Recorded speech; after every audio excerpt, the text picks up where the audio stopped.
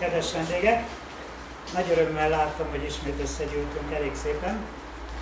Nem tudom, van-e olyan, aki a múltkor nem volt itt? Igen, van. 1, 2, 3. Akkor önöknek, hadd mutassam be Papjenő barátomat Calgaryból, aki nagyon messziről, Kanadából érkezett, nagyon régóta foglalkozik az UFO-kkal, az ufonautákkal, a földönkívüli kapcsolatokkal, és minden olyan lelki tényezővel, ami az emberek és a földönkívüliek közötti kapcsolatot, hogy is mondjam, reprezentálja, és az ő előadásában az első alkalommal bizony nagyon mélyre lementünk az ezotériába is, és most azt ígérte, hogy most még izgalmasabb dolgokat hoz el. Mielőtt azonban belemerülnénk Jenő előadásába, néhány alapvető dolgot tisztáznunk kellene, ugyanis nagyon sokan, és most tiszteletek kivételnek, én a gyerekeimmel kapcsolatban annak idején egy science fiction gyerekcsoportot vezettem, kb. 150 gyerek volt, aki így ugrott rá az UFO-kra, és nagyon tetszett nekik a dolog, hogy olyan alapvető fizikai dolgokkal nem voltak tisztában, mint például a fény. Ugye itt nagyon sok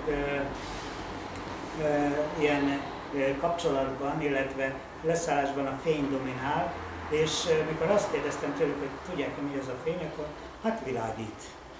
És mondom, azt tudjátok-e, hogy a fénynek van bizonyos terjedési sebessége.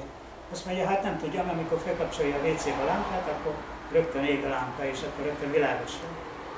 És akkor ugye szépen lassan ugye rá kellett őket vezetni, hogy bizony a fizikának vannak olyan törvényei, a fénytannak is vannak olyan törvényei, amit mi megszoktunk, megtanultunk, tudunk többé-kevésbé, viszont abban a pillanatban, amikor földönkívüliekről beszélünk, abban a pillanatban ez a fizikai ismereteink mind fejreállnak, fölborulnak.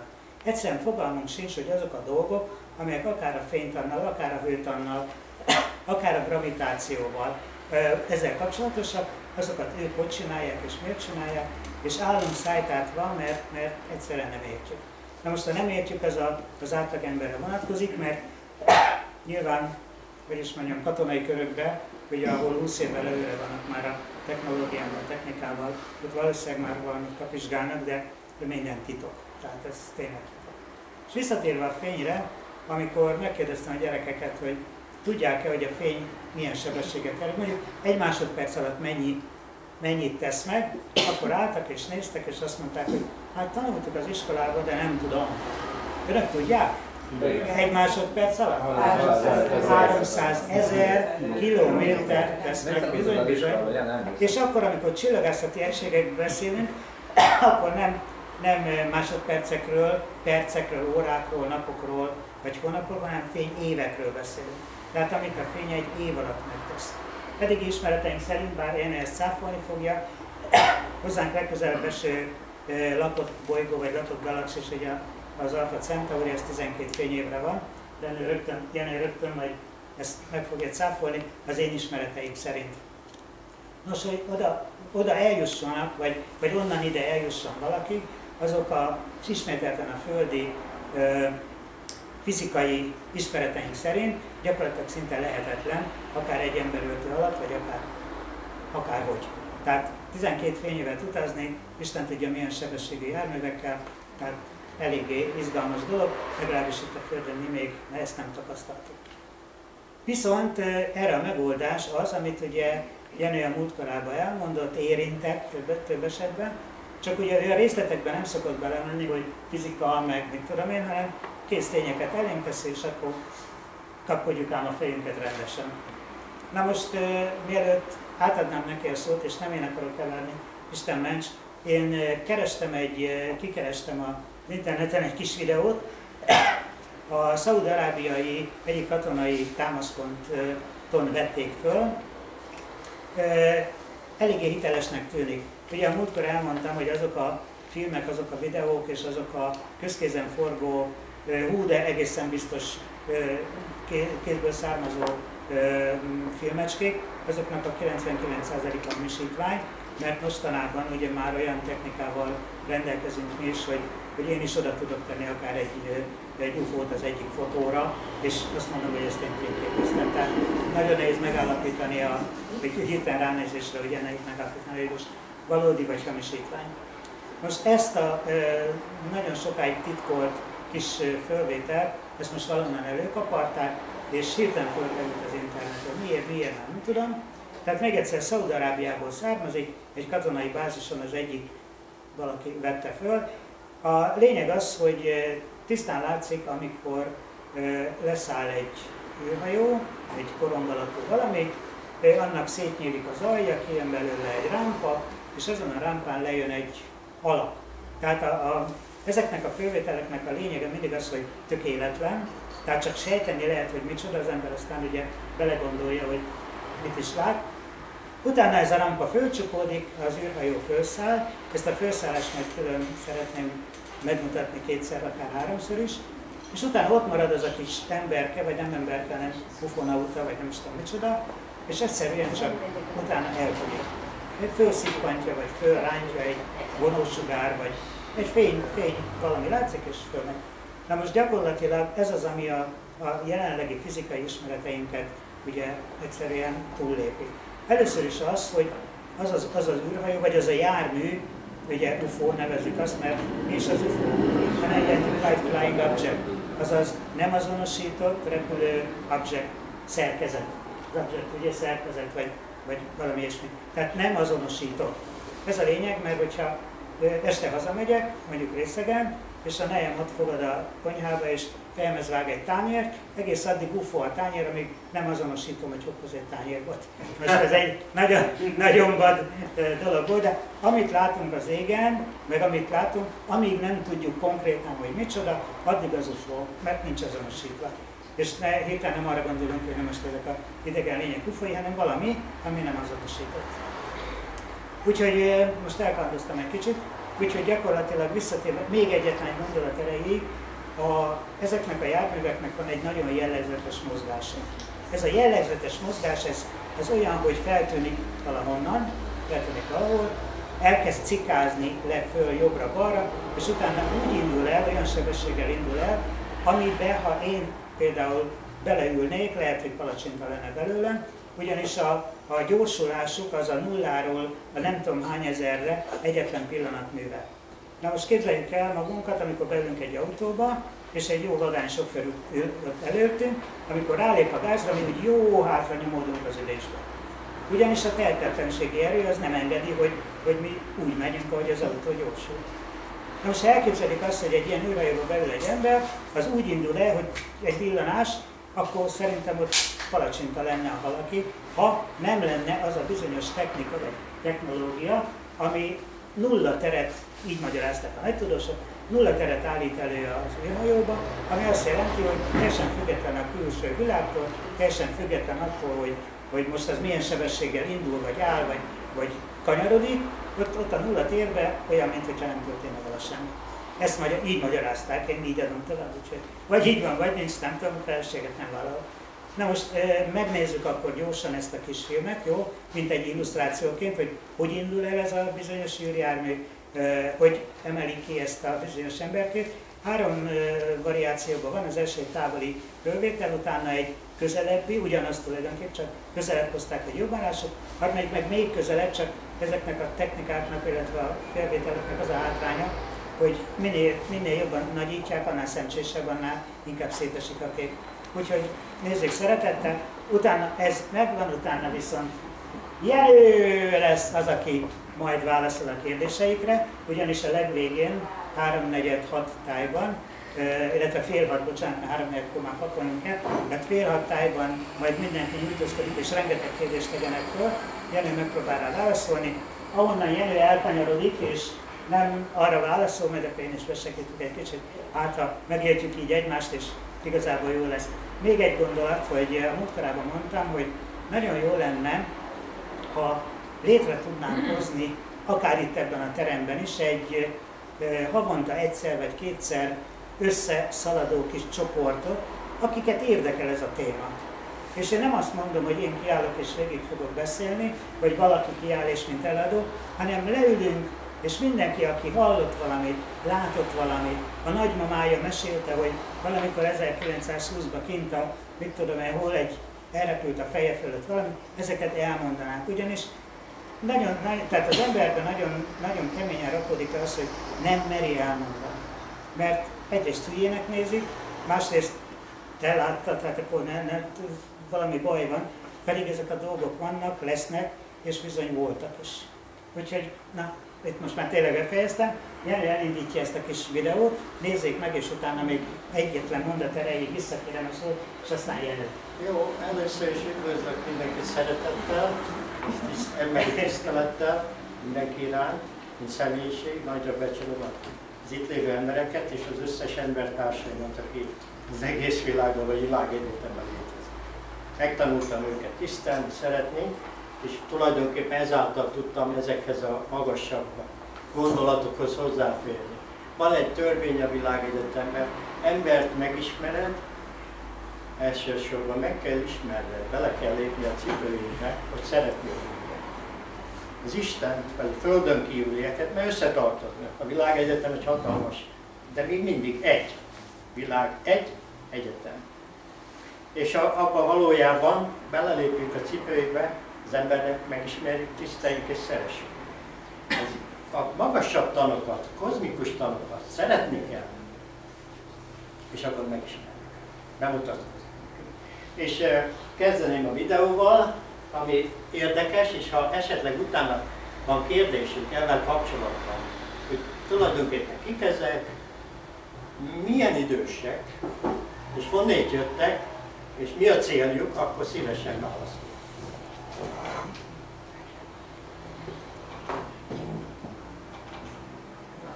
Indulj el, légy szíves.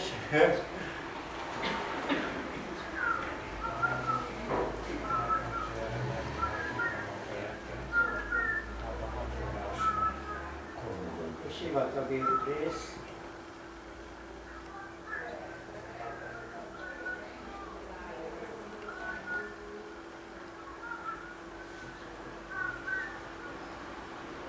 Lehet látni, hogy ott legyen egy vékony, egész vékony lábakkal rendelkező lény. És picit látszik, hogy előbbre jött. Előre. Elég távoli a felvétel, úgyhogy majd a következő nagyításokat jobban meg fogjuk tudni figyelni. Itt, amikor elhomályosodik a kép, itt emelkedik fel ez a jármű, és így tűnik el. Nem indul, mint a repülőgép, gyorsul. Most tessék nagyon figyelni, ott maradt az a kis lény, és így vitték magukkal. Szóval ez hát már a jövő technológiája, ahol tulajdonképpen mi is fényből vagyunk, energiából. Az emberi test, az energiarendszerek tartsák össze a mi kis anyagi világunkat. És ez... Itt a következő megnyitás, ez már egy kicsit közelebbről lett, hogy ezt megcsinálták, hogy egy picit többet is lássuk. Hogy látszik, amikor kinyílik kétfelé ennek a járműnek az ajtaja, és előre pedig lejön egy ilyen rámpa. Most nyílik ki, ott jön le egy rámpa elől, és azon a rámpán szépen lesétál egy ilyen kis alak valaki. Az viszont látszik ezen a kis valaki, hogy nem sokat evett, csak krumplistármányát valószínűleg, mert eléggé vékonytának tűnik, ami ugye jellemzője a földön kívülieknek, ott előre jön egy kicsit. Igazából nem tudjuk, hogy ez most mi lehet. Hogy miért itt szálltak le, miért szállt ki ez a valaki, miért hagyták ott, itt felejtették, vagy figyelmetlenek voltak, vagy valamit kerestek, fogalmam sincs. Most visszahúzódik a rámpa, itt jobban látszik egy kicsit, két oldalról becsukódik az alja, és itt már ugye az eltűnés még látványosabb, mert egy szempillantás alatt tűnik el a képezet. Megváltoztassák az energiát, és a videókamera Picit felemelkedik, és utána már nincs is ott. Viszont ott felejtették az egyik utasukat, aki ott még látszik is egy picit, hogy jobbra néz, balra néz, és fordítja a fejét, keresi az űrhajóját, hogy itt hagytatok. Aztán már el is vitték. Aztán még van egy... Ez volt a második variáció. A harmadik még közelebbről próbálja mutatni, csak itt mondtam ugye, hogy technikailag ez már elég nehéz, mert szétesik a kép, de attól függetlenül itt azért még így is látszik. Tehát földet ért ez a jármű, kinyílik, ott nyílik ki két oldalt az alja, itt szétnyílik, lejön a rámpa,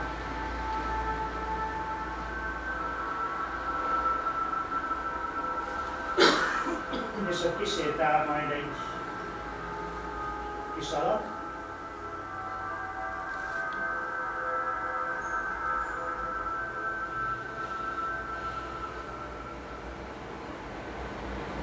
Elvallan ide egy kicsit úgy előrébb.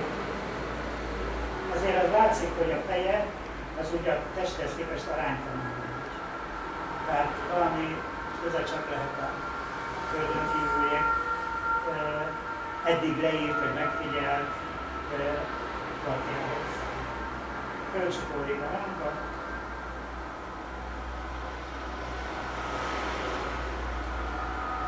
Itt megint elhomályosodik a kép majd. Ez most szándékos vagy nem szándékos, senki nem tudja. Az erőtér megváltozik. Itt megemelkedik és egy villanás. És már nincs is ott. Megkapcsolták a hajtóművet. És ott marad az a kis alak, aki ugye látszik, hogy van két keze, két lába, olyan, mint a fejét is megfogná, bámészkodik jobbra-balra, és egy sugár, vagy egy ilyen valami, ugye, fölvonta. Hát ennyi, innentől a szó Jenőjé, fogadják nagyon sok szeretettel, és nyugodtan tessék kérdezni közben is, bármi van föl a kezeken. Jenő, egy kérdés volt, itt az egyik hölgy nekem mondta, hogy kereste a Jurántián könyvet, de sehol nem találta. Ki volt? Libra or Light? Valaki ott meg lehet rendelni, és meg lehet a Kossuth Lajos sugárot végén meg lehet kapni. Azon kívül le lehet downloadolni ingyen, komputerre, és a könyvolvasóra is le lehet menni. És akkor lehet lapozni minden kis könyvet. Két változata van, szeretném meg is megmondani, ugyanis ezt ezzel az egész anyaggal 26 évvel ezelőtt találkoztam egy használt könyvesboltban. Az első előadáson már megemlítettem, hogy egy kicsikét olyan, hogy mondják, rejtélyes volt az egész, mert a könyv szinte mozgott a kezemben, és pont ott nyílt ki, ahol ki kellett írni, ami érdekel. És utána, többszöri olvasás után én és a feleségem, aki szintén itt van, elhatároztuk, hogy lefordítsuk. Ugyanabban az időben Magyarországon is egy fiatalember hozzákezdett a fordításhoz, és érdekes módon szinte szinkronban ment a fordítás. Most ő valószínű érzésem szerint fordítógépet használt, míg fölvettem el a kapcsolatot, és amikor megtudta, hogy mi is fordítsuk, gyors kapcsolt, de egy 2100 oldalas angol könyvet, ami földön kívül eredeti, azt nem lehet csak úgy lefordítani. Mert elkészítette a könyvét, ami biblia-szerű lett. Az még nem lenne baj. Csak hogy az angol értelmének csak a 60%-a van benne. Kihagyta az egész. Valójában az a 30-40% az nagyon fontos. És ő azt kicsit, mivel fölgyorsította a folyamatot, nagyon helyes magyar fordítás fogalmazás szempontból. Nyelvileg is, csak értelemszerűen az, mint az angol könyv.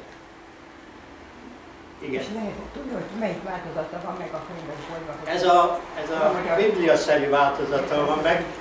Nincs problémával. Én 5 évig tanulmányoztam a Bibliát. A többi hasonló, hogy mondják, mennyei könyvekkel, mert volt szerencsém átnézni a Talmudot, a keresztény Ótestamentumot, hozzájutottam azokhoz az anyagokhoz, amik bizonyítják ezeknek a dolgoknak a valóságát. Szóval megvan, csak nagyon van egy a tanítók egy része ezeket a dolgokat eldugja. Valószínű azért teszik, hogy ne rázzák meg az emberiséget, vagy az embereket, vagy azért teszik, hogy hatalomhoz nagyon ragaszkodnak. És nem akarják megosztani a tudást, a fényt az emberiséggel, vagy az emberek egy részével. Na most visszatérve a Durantia könyvhöz, két változata van. Az egyik az 60%-os, másik 90%.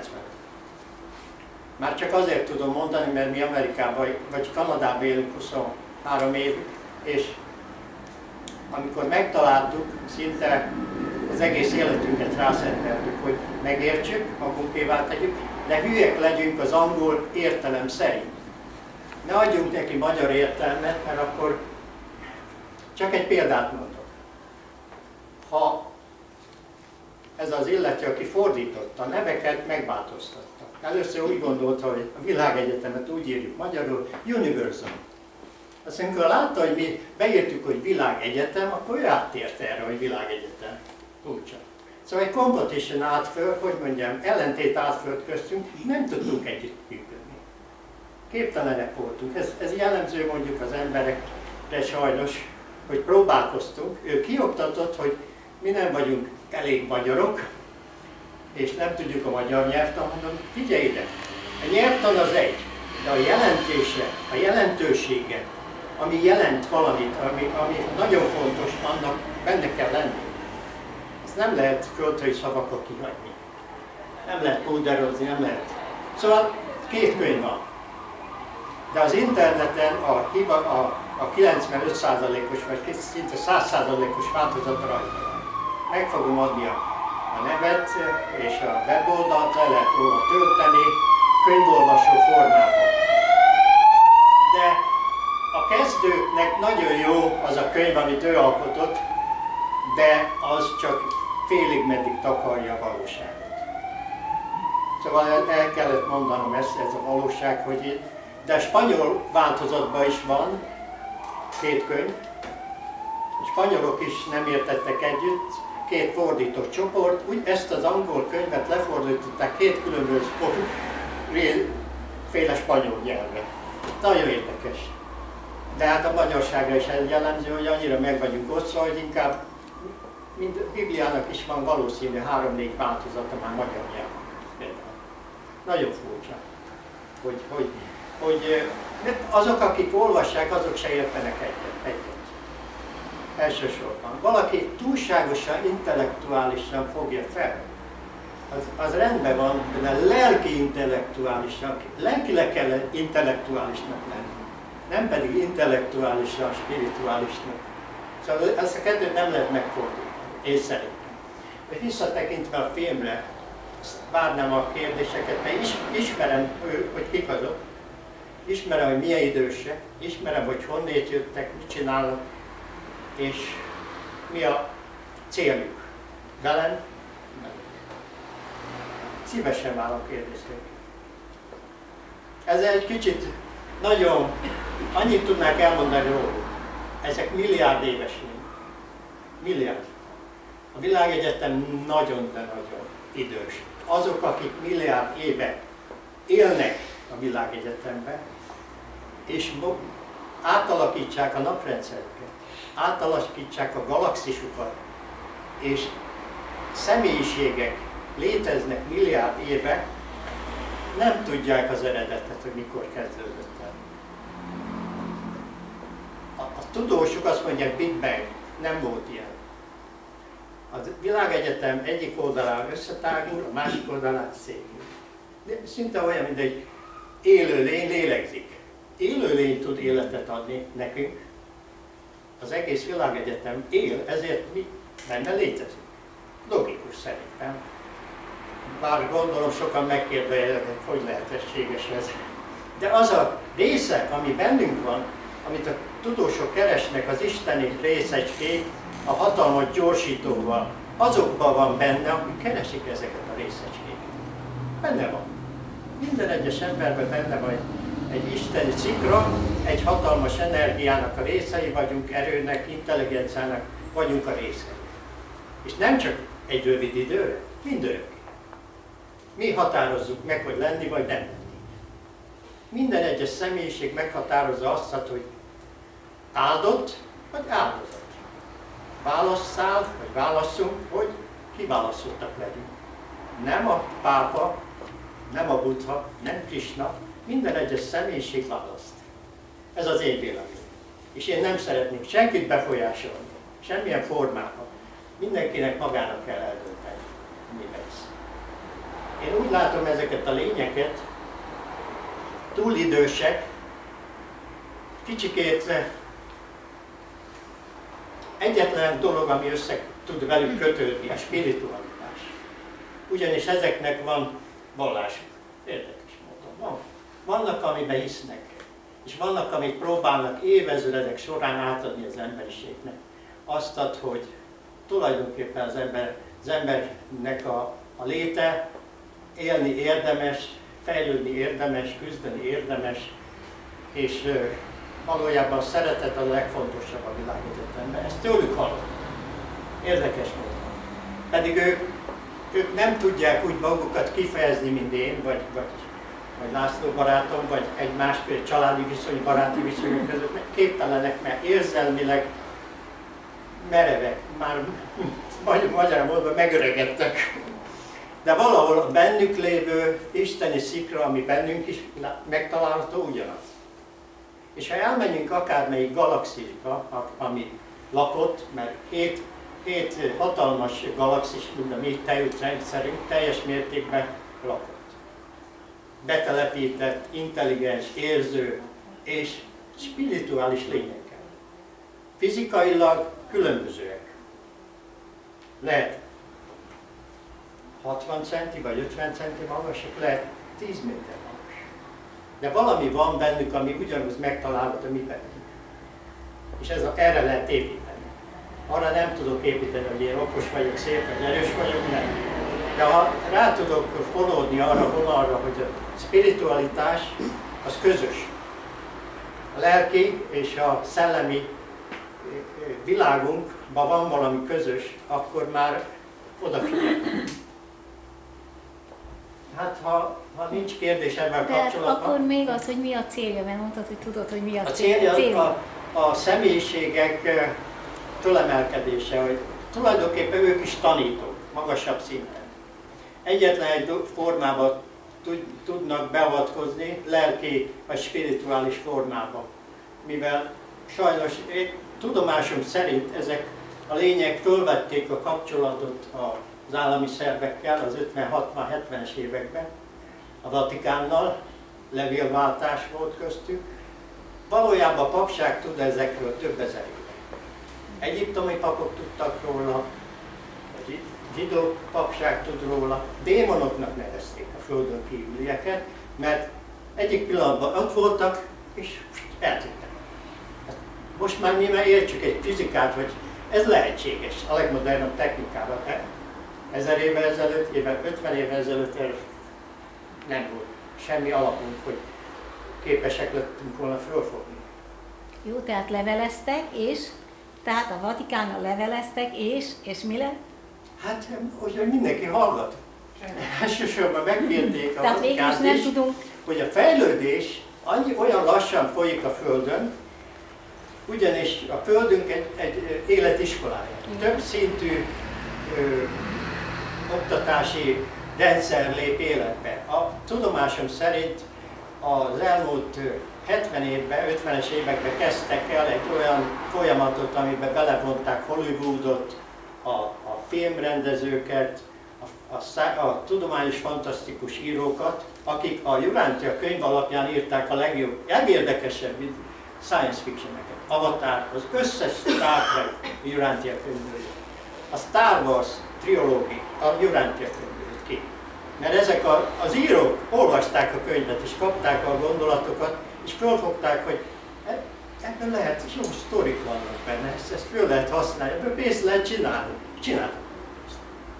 Tehát akkor információ, igen, amit mondjuk közöltek a Vatikánnal, végül is az nem jött ki, de a könyv által jött nekünk az információ. Igen, a könyv által jött, mert valójában ez az 5. isteni kinyilatkozás. A negyedik volt, hogy ahogy mondják, Jézus a Názáret leszületett a földre, az ő uralkodójuk leérkezett ide. És megtapasztalt egy földi életet, ami tragikusan végződött.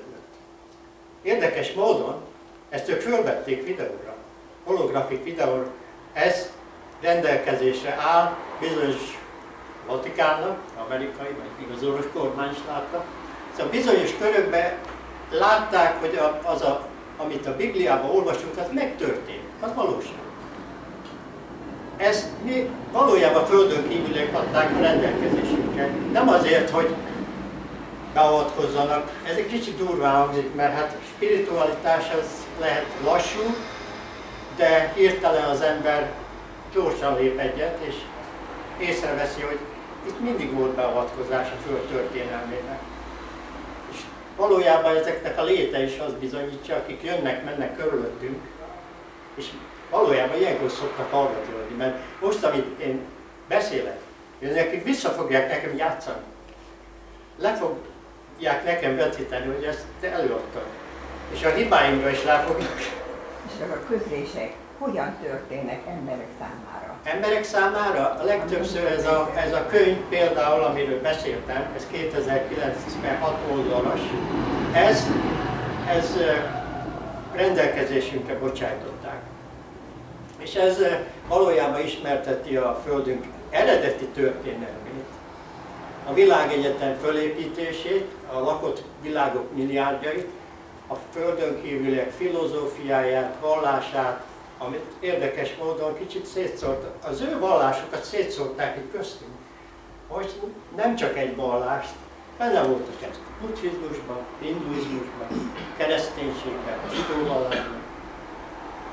Csak hát Mózes sem mondhatta meg a fele barátainak, vagy a rokonainak, hogy kivel tárgyalt ő valójában. De ugyanez van azt, a fáraókra, vagy a egyiptomi papokra, ők a kis maguk körükben, ők tárgyaltak ezekkel a lényekkel. Megbeszélték, hogy építsük közösen fel a piramist. És ők segítettek. Például a nagy templomot, akkor építették. Az a király, hogy is ír, Salamon. Az is kapcsolatban vált fel. És ez érdekes módon a bizonyos zsidóság, bizonyos rejtett könyveiben még mindig megtalálható. És milyen dolog? Itt a Krisztus azt mondják, hogy a csodálatos kisugárzású energetikai, a csodálatos kisugárzású hely. Elképzelhető, hogy ott is elég sok ilyen UFO van, vagy hol? Melyik részben? Filisben? Filisben, igen. Itt hát, Magyarországon. Mindenütt vannak, és igen, vagy éppen dobogókön, még hallottam dobogókön. Igen, főleg ott. Hát bizonyos részeken a szellemvilág energia koncentrálódik, ez van itt Amerikában is van, Kanadában is van. Sok esetben a katonaság mondjuk szépen pont odaépíti a támaszpontját, de van olyan eset, hogy a támaszpont itt van, az indián rezervátum itt van, és ide jönnek, közvetlen közelébe jönnek a UFO-k minden nap. És ha oda megy 300 ember, az minden nap tud látni repülőket, űrhajókat. Nem tárgyakat, azok annyira szépen lejönnek és megmutassák sokat. És tudja, és a katonaság néha mit tesz, elrepít 2-3 fekete helikoptert, próbálja csendesíteni a dolgokat, megállítani nem tudja, csak attól félnek, hogy ne legyen pánik. Ne legyen pánik, mert a pánik az sokkal rosszabb mindennél. Az emberek, csak beszéljünk, Mekkában van az a szimbólum, sátán, és dobálják, és valaki csak és megijedtek, és 1200 ember letaposta önmagát. És ez megtörtént 3-szor. Nem szabad az ördöggel felvenni a harcot. Azt fölül lehet emelni, a rosszat. De ha abban a pillanatban az ember fölveszi a kesztyűt, akkor az ugyanabban a körbe és körbe forog. A legnagyobb tanító mondta, hogy ha kapsz egyet, ne add vissza. Akkor utána megint te adsz egyet, megint kapsz, és 1000 év múlva is ott tartanak. Fogad fogért, szemet szemet. Ez egyetlen módon lehet csak fölemelkedni, ha azt mondjuk, ezt a játékot nem játszom többet, ebből nem kérek, akkor odafönt valahol meghallják. Azt mondja, ezen az embernek a sorsa megváltozhat, meg akar változni. Akkor ő nem teszik ki többé ilyen játéknak. És mi a sort játék, ha egyszer az ember pozitív és jó, akkor elkerüli a buktatókat. De a harcosok addig fognak harcolni, még egy harcos itt lesz a föld. Mindegy, hogy milyen vallású. Mindegy, hogy milyen filozófájú. Mindegy, hogy milyen erős. Mindegy, hogy milyen technikával rendelkezik.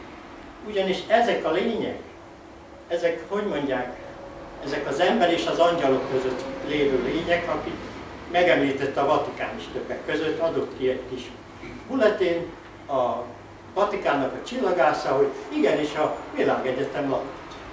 Nagyon kevés ember figyel oda, és azt is kinyilatkozták, hogy vannak olyan lények, akik az angyalok és az emberek között vannak. És ez a Vatikánnak a szóvívó jelentette ki. Szóval többet nem mernek mondani, mert nem szeretnék a nagy közönséget megijeszteni. De ezek léteznek. És érdekes módon biológiailag, értelmileg, szellemileg, lelkileg ezekkel valamilyen formában kapcsolatban vagyunk. Szóval egy kozmikus rokonság, aki tervezi, szervezi, irányítja a világegyetemet, tudom, hogy földi viszonyokban ez egy nehéz, mert az ember átmegy különböző traumákon, nehézségeken és küzdelmeken, és elveszti a szüleit, a testvéreit, sok esetben a saját gyermekeit, de visszakapja. Érdekes módon. Az emberiség, vagy egy személyiség semmit nem veszt el itt a Földön. Elviszi az emlékeit, a személyiségét, a szeretteit, akik erőre mentek, ott várják, akik utána jönnek, azt meg én várom. Nekem is van 2 dédunokám. Biztos vagyok benne, hogy meg fogom őket látni még 1000 év múlva is. Mert a hitem igazol. A tudat, a tudás a hit által igazolva van. Szóval csak azért mondom el, mert ha nincs mitől félnünk az életben, akkor lehetünk boldogak. És akkor egészségesebb is vagyunk, mert nincs aggodalom, nincs nyugtalanság, nincsen bizonytalanság. Akkor otthon érezzük magunkat most, ahol vagyunk, és ha bármi történik, akkor is otthon leszünk. Akkor fölraknám azt a filmet, amit én készítettem 12 évvel ezelőtt, amit levettek a YouTube-ról és meg a Facebookról, és mondom, hát sikerül itt lejátszani. De ha közben lesz kérdés, szívesen válaszolok. Igen, én már szeretnék kérdezni, hogy tudnak ezek a lények hatni a DNS-ünkön keresztül, mert tudom, hogy a minden sejtünkben van egy DNS, és ebben be van programozva egy magasabb tudás az embernek. Csak ez a magasabb tudás akkor fog előjönni, hogyha egy bizonyos magasrendű energia éri. Hogy ez, erre van-e valamilyen információ, hogy a DNS-en keresztül hatnak? Tulajdonképpen minden egyes személyiségnek, aki normális, úgy normális, olyan hétköznapi normális ember, az egy olyan szellemi adottsága van, magasabb égyen létezik benne, aki perfekt minden szempontból olyan, mint az ember elképzelni, hogy az Isten és az állat létezik egy személyben. Na most, ha mi meditáció az, amikor az ember kapcsolatba lép az önmagában lévő belső szellemével, lelkével, mert a lélek furcsa, 2 részből áll. Az isteni rész, ami megalkossa az emberi lelket. Szóval ez már az egyiptomiak érdekes módon megközelítve 5-6 ezer évvel ezelőtt sokkal spirituálisabbak voltak, mint most a mai emberek. Még a rabszolgák is hittek abba, hogy újjá fognak születni, érdekes módon újjá születtek, egytől egy. De ugyanúgy a fáraók is, ugyanúgy a főpapok is. Tulajdonképpen személyiségnek hatalmas értéke van a világegyetemnek. Ezért mindent elkövetnek, az emberek válasszanak, hogy legyenek. Szóval, és én, mint 52 év joga után azt tudom mondani, hogy meditáció az a kulcs, amikor az ember belsejét lenyugtassa, és a felső isteni ényével, szentségével föl tudja venni a kapcsolatot, az abban a pillanatban a világegyetem összes ugyanolyan érző lényével összekapcsolódik. Egyé válik vele. Úgy lehet mondani, hogy van az internet, digitális. Van egy spirituális internet, a spiriteken, a szellemeken keresztül, amikor az ember nyugalomban, belső békében van, és a lelke szabad, érzi a belső nyugalmat, a szeretetet, és abban az esetben ez automatikusan rákapcsolódik erre a szellemi hálózatra, ami befogja az egész lakott világegyetemek összességét. És ez bennünk van. Minden egyes személyben van. Akármilyen hihetetlen, minden egyes embernek megvan a szentsége és az istensége. Ha elfogadja. Minden egyes ember egyedileg dönt az önmaga sorsáról, önmaga sorsa kovácsa. Na, folytatnám a filmet.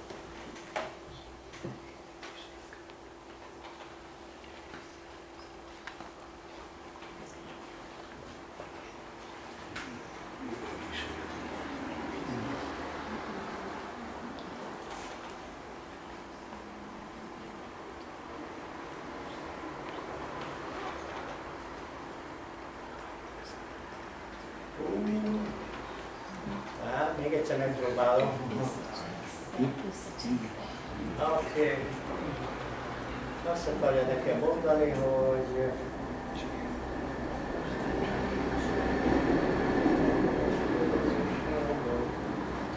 nem akarja lejátszani.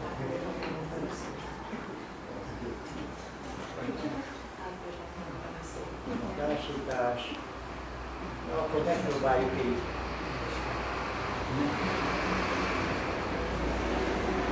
Elnézést, ez a komputer olyan, hogy hol dolgozik, hol nem.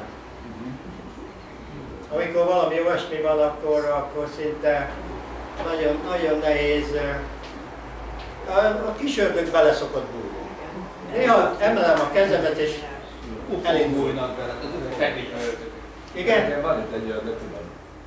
Jó, egy pillanat, mindjárt megnézem, hogy tulajdonképpen egy formátumban játsza le, de ez borzalom, hogy... De nem bújtam vele biztos. Bocsánat. Ja, tényleg, hát öröm is. Ó, társítás. Aha, megvan.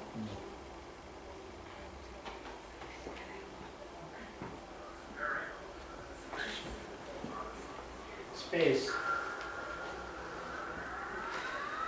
Usually körbeveszik magukat felhőkkel, hogy aki érti, az lássa, aki nem, nincsen még kész rá, az inkább ne tudja, hogy mit lát. És ezek a felhőket a szél nem fújja el. A többi felhő elmegy fölöttük, alattuk, az ott marad órákon és napokon keresztül egy helyen. Hát ez egy régi felvétel, hogy még a régi festők is jeleztek, hogy láttak dolgokat, és 500 évvel ezelőtt is nagyon szépen tudták. És van 5000 éves sziklarajz, amiben benne vannak az ufanaták, az űrhajósok. Ezt én csináltam Kanadában, a Sziklás-hegység fölött. Ez volt az egyik érdekessége, hogy a többi felől elment. Ennek egy különleges formája volt. És ők minden egyes hatalmas turista központ felett meg szoktak jelenni, és figyelik az embereket. Szeretettel, érdekes módon. És az emberek nem sokat tudnak, hogy ezek a lények azért szeretik, tisztelik az embert.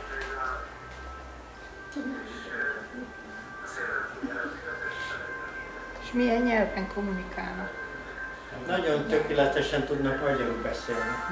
El tudom mondani, hogy nem minden egyes emberre, aki az ember találkozik egész élete során, hogy ember. De nagyon jól néz ki, és lehet, hogy van egy kis furcsaság, meg minden, de leírták még a Bibliában is, hogy nem tudod, hogy mikor beszélsz egy angyallal. Vagy valamikor régen a földön kívülieket angyaloknak gondolták, vagy ördögöknek, vagy démonoknak. De kétségtelen vannak még mindig olyan lények, akik nem olyan nagyon rajonganak az emberekért. Ugyanis a földünk meg van valamilyen formában bélyegezve. És ezt még egyelőre még nem lett lerendezve. Hát ezek egy része a művész, ez egy valós videó. Ez egy 1 kilométer hosszúságú anyahajó, amit energia gyűrűk fognak körbe, és rettentően idős lények. Ezek általában 2,5 méter magas, hosszú ősz vagy aranyszőke hajuk van, kék személyek, fehér bőrűek, de nem lehet mondani, hogy meg tudnak nyilvánulni minden egyes formában. Ugyanis a testünkben van 5-10% energia, az övékében 90% energia. Úgyhogy az a hatalmas erőenergia, azt ők értelmileg tudják befolyásolni. Ezek mondjuk művészi alkotások egy része, ez valós.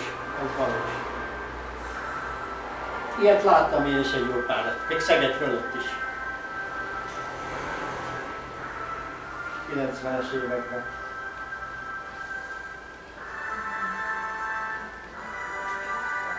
De ez éjszakai fölvétel végeredménye nem mond semmit az embernek, és tényleg lehet hamisítani bármikor.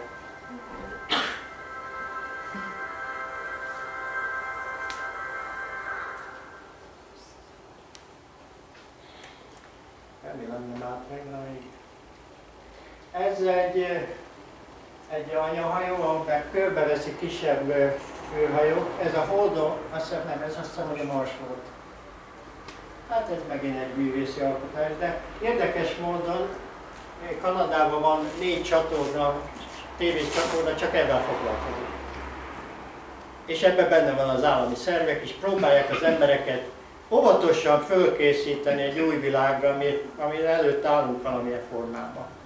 Megpróbálják spirituálisan, értelmileg, kozmikusan fölkészíteni az emberséget. Na, ebben volt egy közös találkozásunk, volt egy ugyanilyen, amiről az első előadásomban már beszéltem. Ezek már különböző, és sok esetben ezek, akik látták, utána voltak késztetve, hogy lerajzolják, lefesték őket. Hát a kapcsolat az tulajdonképpen itt kezdődik. Itt nem tudjuk őket átérezni, de a lelkileg, spirituálisan és tisztelet és kölcsönös tiszteleten már a kapcsolat fönnáll. De hát ugyanezt lehet mondani az embertársainkkal is, ugyanezek a kapcsolatok szerint kellene élnünk, léteznünk. Hát ez egy kicsit furcsa felvétel, ugyanis néha ezt volt szerencsém látni, amikor egy vadászrepülő futott az űrhajó után, és akkor macska-egér játék volt, az egyik erről jött, a másik erre ment, és eltűzött fölfelé nyílegyenesen. És akkor a pilóták azok jobb, ha hallgatnak róla. Ugyanis, ha nem, akkor 20 oldalas riportot kell róla írni, és 2 napon keresztül azt a pilótát, mindegy, hogy őrnagy vagy tábornok, leültetik és kérdezik. És utána azt mondják, tudod mi? Erről te nem beszélsz se a fiadnak, se a lányodnak, se a családodnak, se a pilótatársaidnak. És miért? Mert kirúgunk. És utána meg elhallgatod. Szóval, de hallottam magyar pilótát is, aki már beszámolt róla, hogy látott dolgokat. Most egy kicsit felszabadult ez a... Hát Ezt a fajta űrhajót látták Jeruzsálem fölött 2000-ben, 2001-ben, 2012-ben. Néha megjelennek ezek a vallási központok fölött is.